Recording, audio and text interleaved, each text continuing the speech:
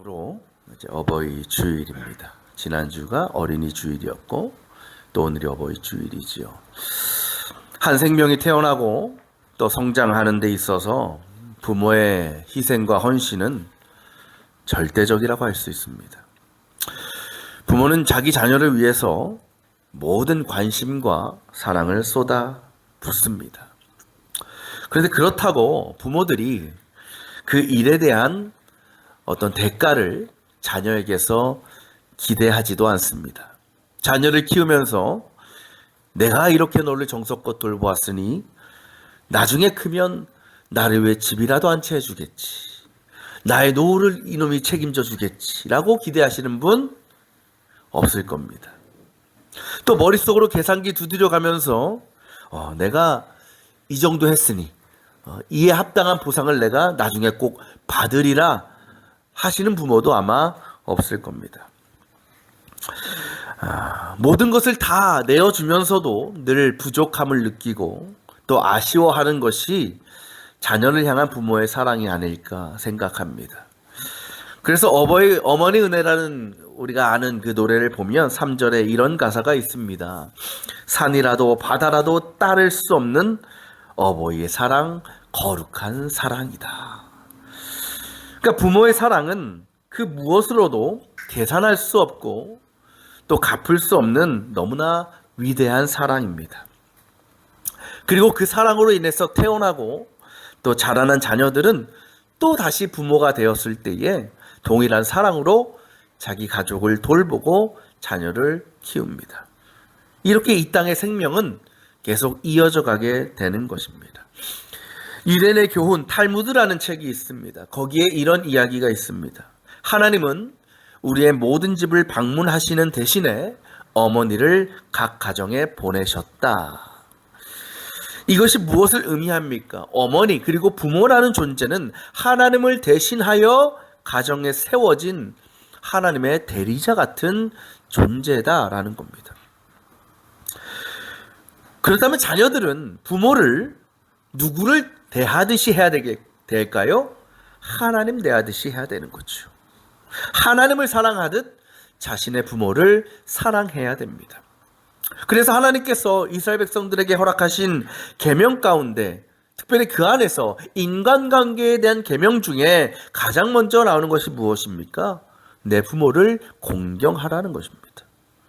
그만큼 부모를 사랑하고 공경하는 일은 이 세상을 살아가는 모든 성도들, 하나님의 자녀들이 반드시 지켜야 될 하나님의 명령이라는 겁니다.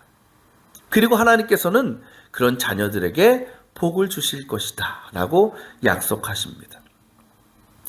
이 자리에 모인 모든 성도들은 그러한 부모를 향한 공경과 사랑의 삶을 잘 감당하시기를 원합니다. 혹 부모가 이 세상에 안 계신 분이 계시다면 나의 부모로부터 받은 은혜와 사랑을 늘 기억하고 되새기면서 여러분의 자녀들, 더 나아가 다른 가족들에게도 동일한 마음으로 사랑하고 섬길 수 있기를 원합니다.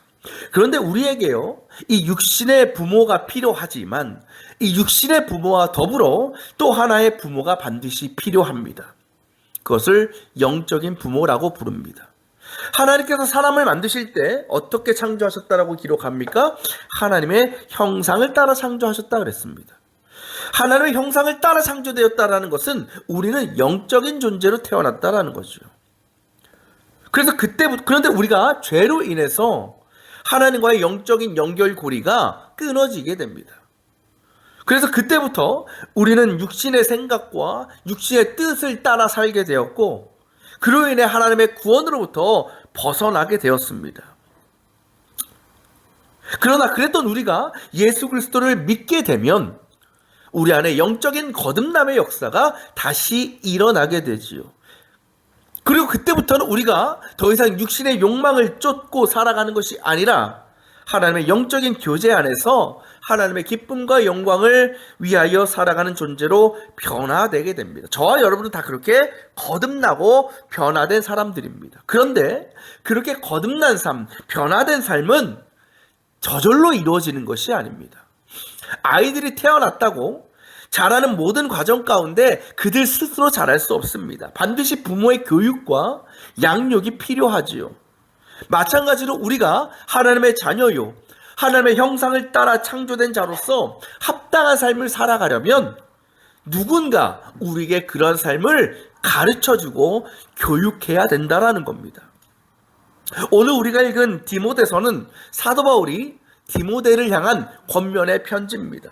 아시겠지만 이 디모데는 사도 바울에게 믿음의 아들이라고 불릴 정도로 자기 자식과 같은 너무나 소중한 존재였고 또 동역자였습니다. 그리고 성경을 보면 이 사도 바울은 디모데에게 늘 기쁨을 얻었다라고 기록합니다. 디모데가 사도 바울의 기쁨이었다라는 거예요. 여러분 언제 자녀들로부터 기쁨을 누립니까? 언제 내가 이 자식 참 키운 보람이 있다, 언제 그렇게 여러분은 생각되십니까? 학교 시험 봐서 좋은 성적 받아올 때 그런 기쁨을 누리십니까?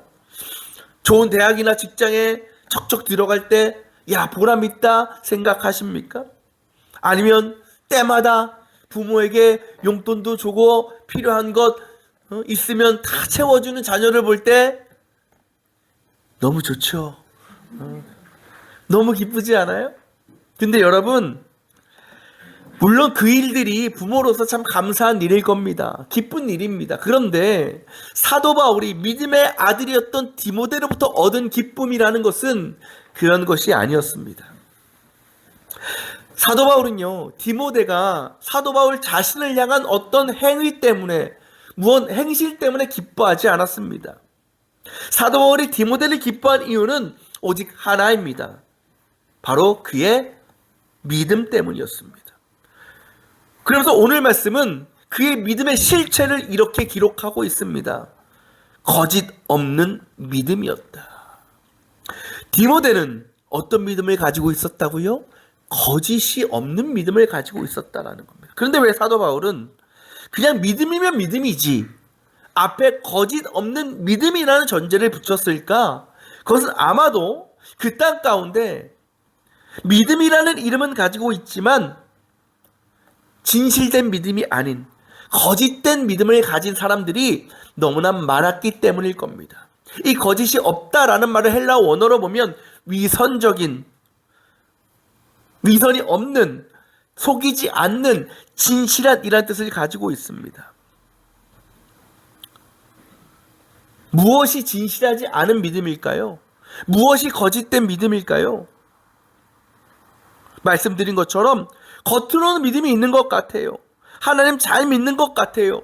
근데 그 마음과 내면에는 온갖 거짓과 불의와 악함을 가득 채운 채 살아가는 사람들이 있다라는 겁니다. 혹시 우리의 모습이 이와 같지는 않습니까? 입으로는 믿음을 말하지만 여전히 우리는 거짓된 모습으로 위선적인 삶을 살아가고 있지는 않느냐는 겁니다. 이 시간 우리가 예배의 자리에 나와는 있고 하나님 앞에 예배는 드리고 있고 사람들에게 나 기독교인이야, 나 교회 다녀 라고 말은 하는데 정작 우리의 중심에는 하나님이 아닌 내가 있고 오직 나의 육심과 유익만을 쫓아 살아가는 우리의 모습이 있지 않느냐는 겁니다. 그런데 디모데는 전혀 그렇지 않았다라는 거죠. 그의 믿음은요, 사도 바울 앞에서 그리고 하나님 앞에서 너무나 진실되고 정직한 믿음이었습니다.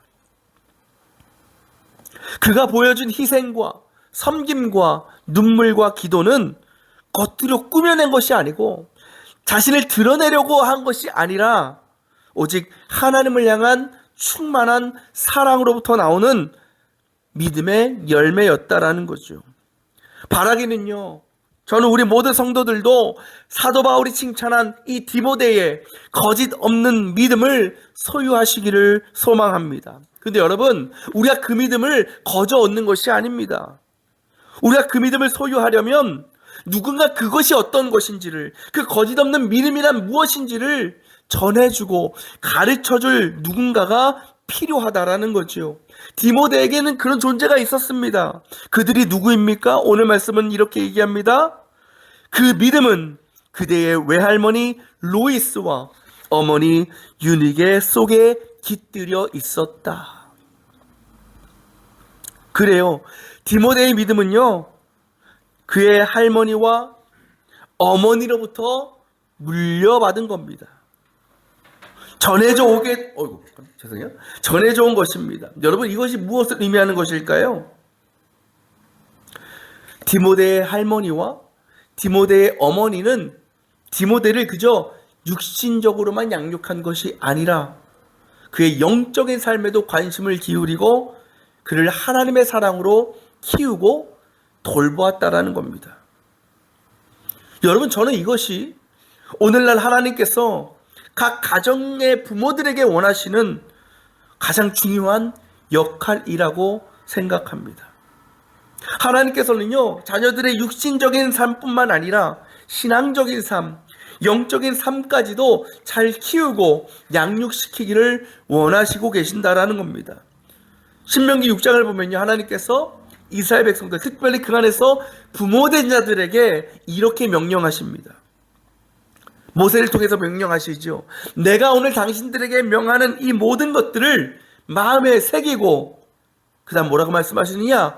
자녀들에게 부지런히 가르치며 집에 앉아 있을 때나 길을 갈 때나 누워 있을 때나 일어나 있을 때나 언제든지 가르치십시오 라고 명령하고 있습니다. 하나님께서는요, 저와 여러분들을 자녀에게 하나님의 말씀을 가르치고 그 말씀으로 양육하는 책임과 사명을 허락하셨다라는 겁니다. 이 일은요, 해도 되고 안 해도 되는 일이 아닙니다.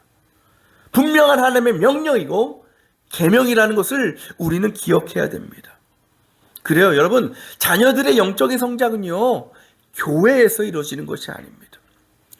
가정에서 나타나는 겁니다. 아무리 교회 학교 프로그램이 좋고 담당 전도사, 목사가 훌륭해서 아주 잘 가르치고 활동을 열심히 해도요, 그것이 가정에서 이어지지 않는다면, 교회에서 끝나버린다면 절대로 그 아이의 믿음은 자랄 수가 없습니다. 이 세상의 많은 부모들이요, 자녀들의 육신의 삶, 세상적인 성공에 대해서는 얼마나 많은 관심을 쏟는지 모릅니다. 그를 위해서 참 노력하고 애를 많이 씁니다.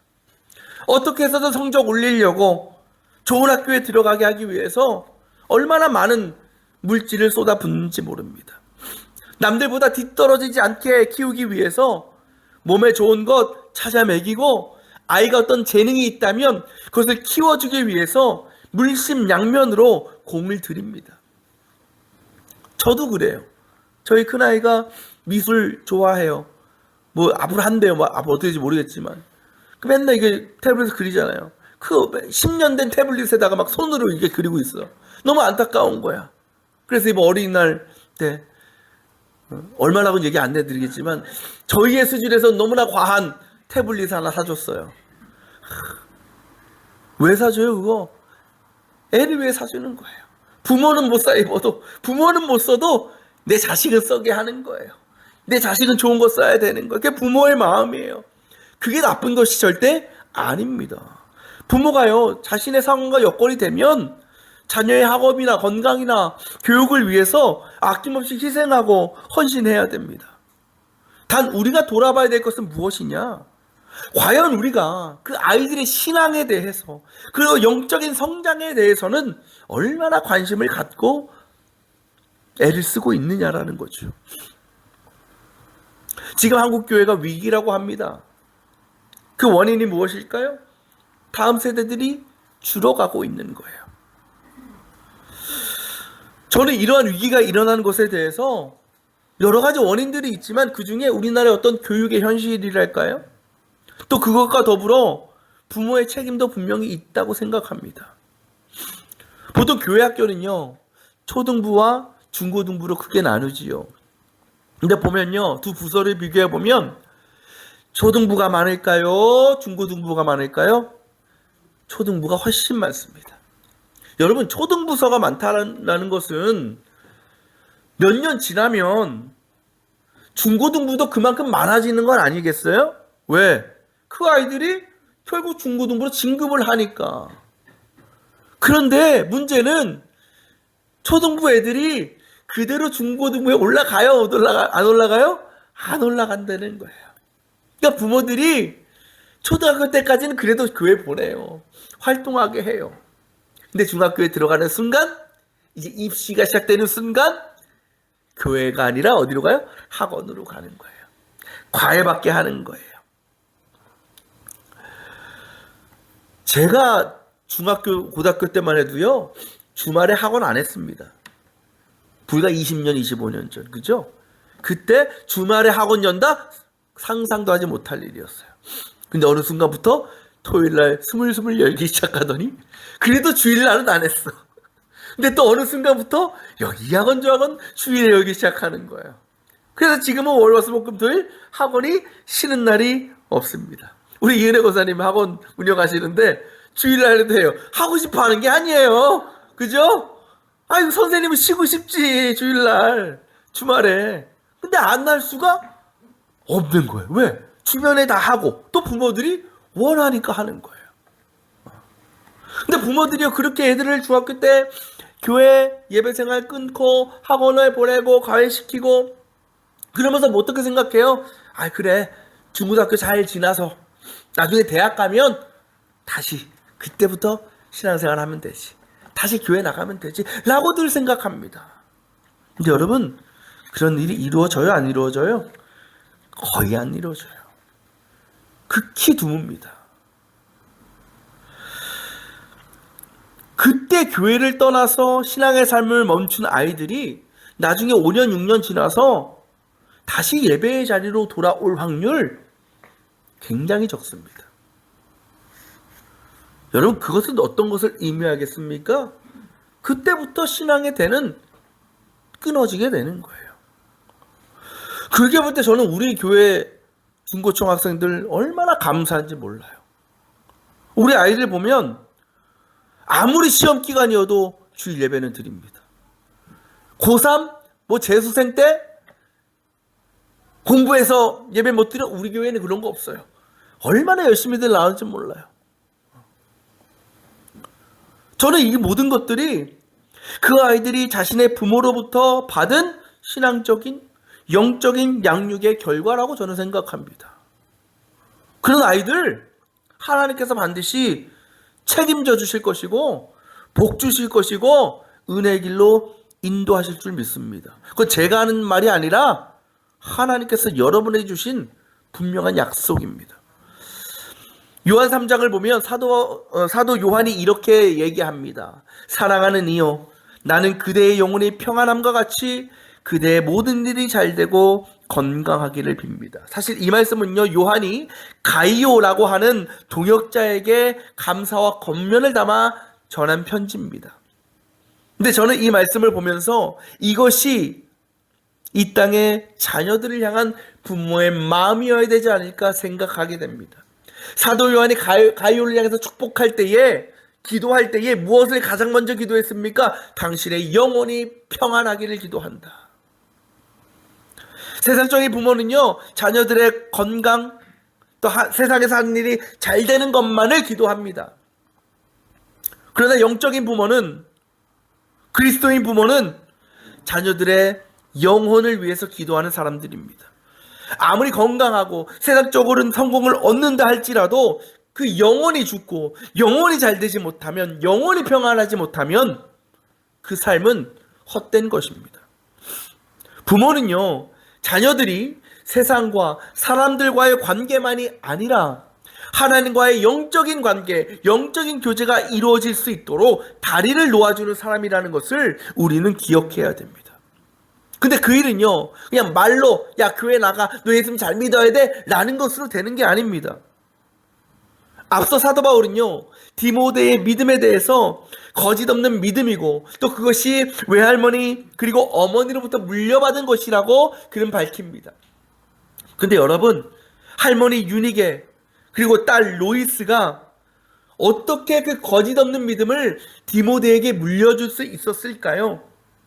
바로 그들이 말이 아닌 삶으로, 행실로 그 믿음의 본을 보여줬기 때문이라고 저는 확신합니다.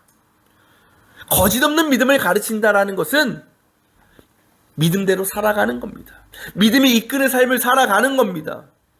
믿음이 있다고 하는데 믿음대로 살지 못한다면 그것은 믿음이 없는 겁니다. 그래서 야고보서 2장의 사도 바울은 뭐라고 얘기하느냐?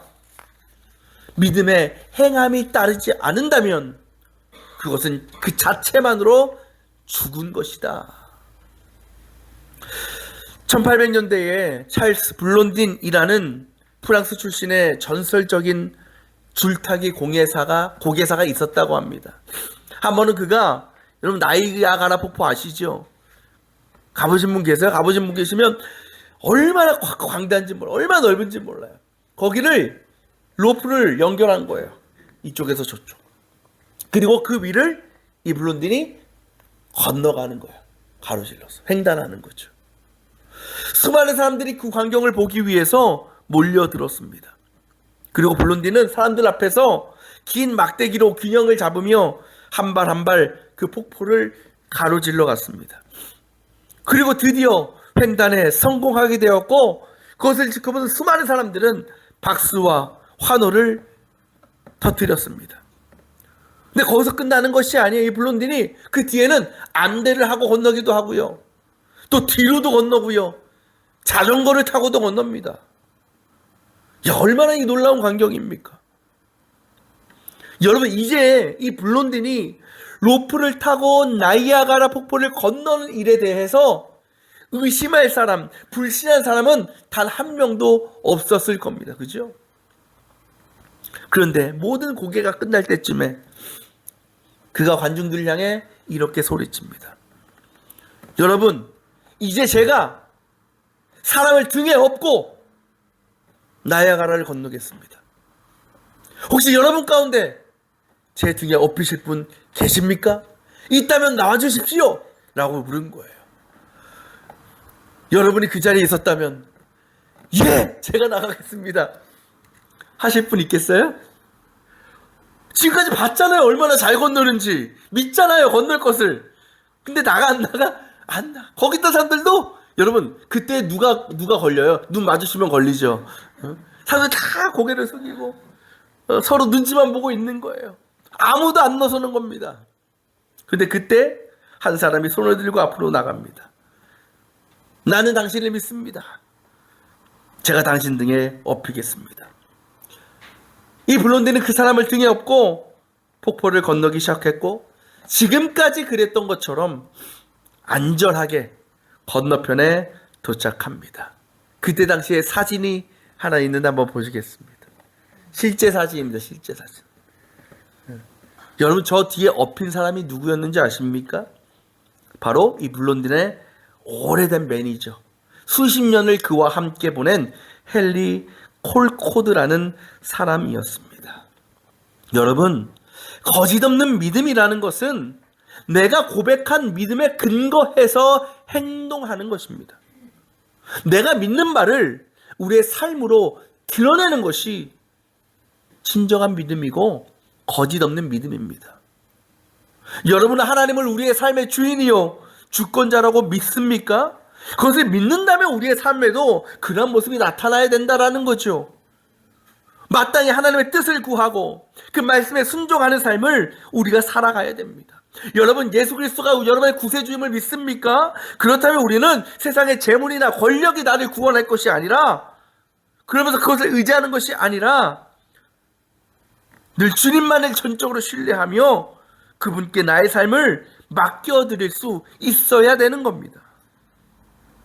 여러분 우리들에게는 우리의 자녀 또 우리의 다음 세대들에게 거짓 없는 믿음을 물려주어야 될 책임과 사명이 있습니다.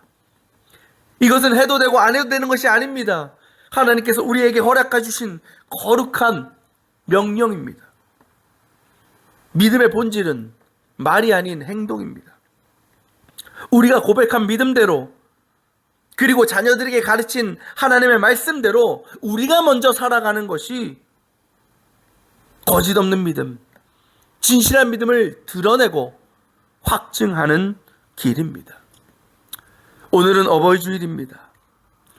오늘 우리에게 주시는 말씀을 통해서 하나님께서는 우리에게 우리가 단지 육신의 부모만이 아니라 믿음의 부모로 살아가야 될 사명까지 맡겨주셨다는 것을 우리는 깨닫게 되었습니다. 자녀에게 좋은 환경을 마련해주고 남부럽지 않게 부족함 없이 키우는 것 중요한 일입니다.